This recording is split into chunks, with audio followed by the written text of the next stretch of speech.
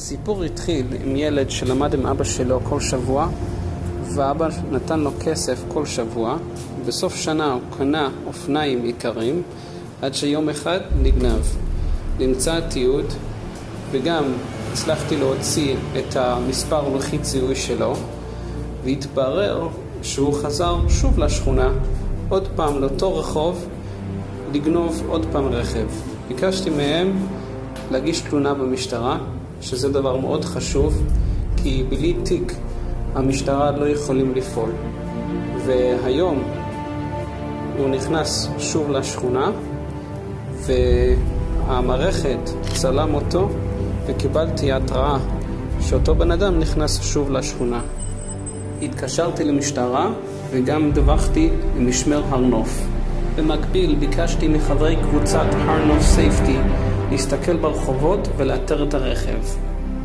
וגם אני הסתכלתי במצלמות השכונה. See him next to high type 2. אני רואה אותו בחי טייפ 2. בחי טייפ 2, אני רואה אותו פה. הוא ממשיך לכיוון 16.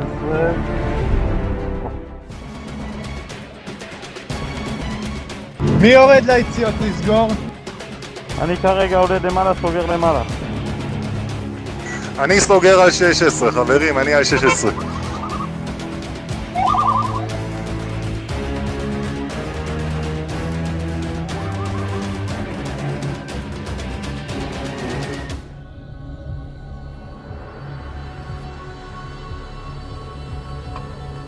הוא חסום, חסום.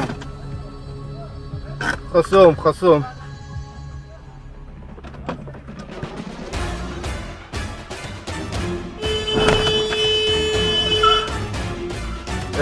לא,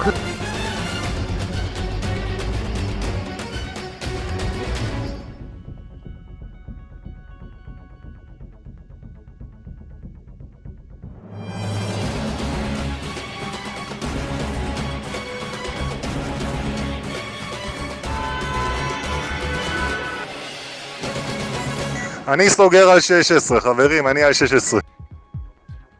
הוא ברח לשולטון, הוא עולה למעלה.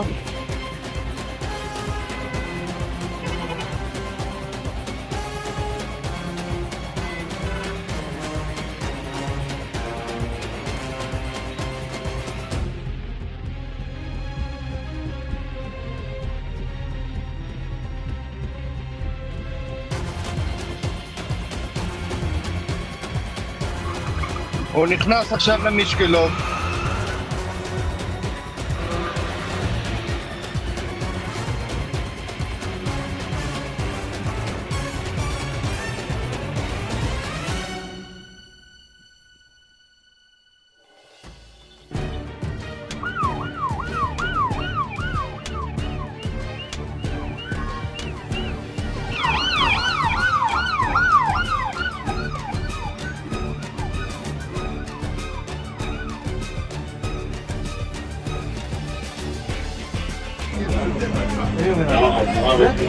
כגון עבר גם 310.